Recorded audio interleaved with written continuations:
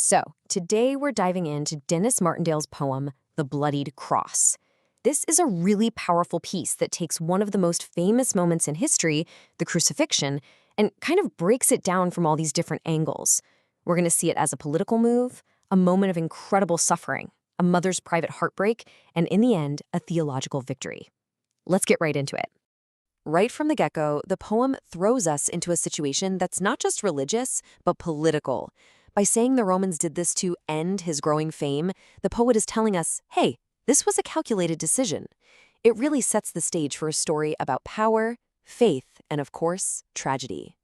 All right, so this first section is all about what the poem calls an inevitable judgment. We're going to explore the different forces at play here, both human and divine, that, according to the poem, made this whole thing destined to happen. You know, the poem is super clear about the Roman motivation. For them, this wasn't really about theology, it was all about keeping control.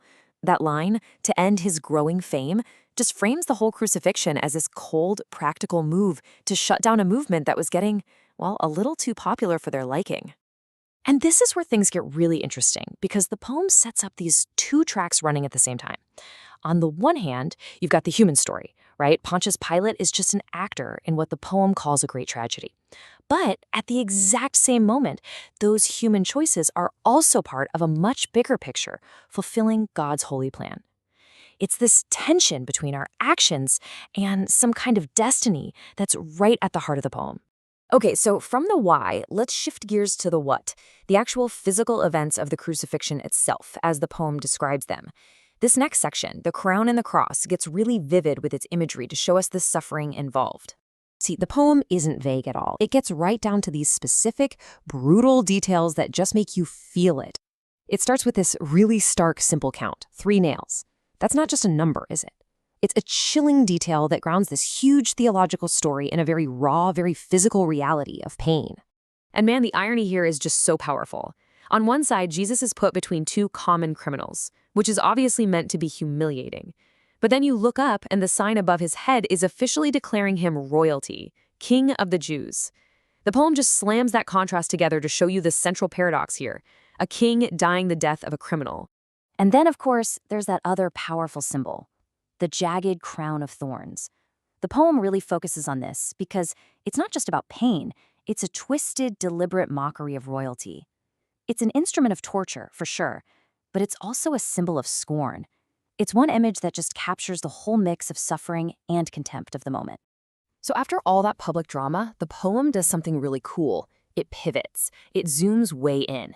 This next part, a mother's silent grief, leaves the crowd behind and focuses on this incredibly personal, quiet moment of sorrow. And this is the line that really signals that shift.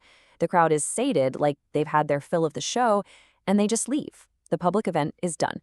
But for Mary, who's left there bereft, the private tragedy is just getting started. That word choice just hits you with the sense of deep, lonely loss. And from here, the poet just starts to wonder, asking these really human questions about Mary's reaction. First, the poem imagines this raw, desperate gut reaction, a scream to just make it all stop, a plea born out of pure, unfiltered agony. But then what if it was the complete opposite? What if the shock was just too much? This question explores a different kind of grief, one that's so profound, it just silences you, paralyzes you. And then there's this third idea. Maybe, even in that moment of absolute darkness, she turned to her faith. Did she kneel down and pray? By asking these 3 different questions, the poet really makes us think about the whole spectrum of grief, from total outrage to stunned silence to this incredible act of faith. Okay, so we've seen the human tragedy, the grief. Now the poem shifts again, this time from the what to the why, the theological meaning behind it all. This section, the perfect sacrifice, is really where we get to the core message. And these lines, they totally flip the script. This isn't just a brittle death anymore, it's the completion of a mission. All that suffering is given a very clear purpose, to be the perfect sacrifice laid at God's feet. So let's break that down. The perfect sacrifice. It wasn't just something that happened to Jesus, right? The poem frames it as a righteous act that he chose to do, to fulfill a plan. And importantly, it's presented as something that believers can now claim for themselves. And all of this leads us to the poem's grand finale, which turns everything we've seen on its head in this final section, Calvary's final victory. So what the poem does here is lay out a clear cause and effect. On one side, you have the act, Christ taking on our shame. And the consequence of that? Well, that becomes the foundation for God's good news. And then, remembering what happened at Calvary, that becomes the reason for daily Christian prayer.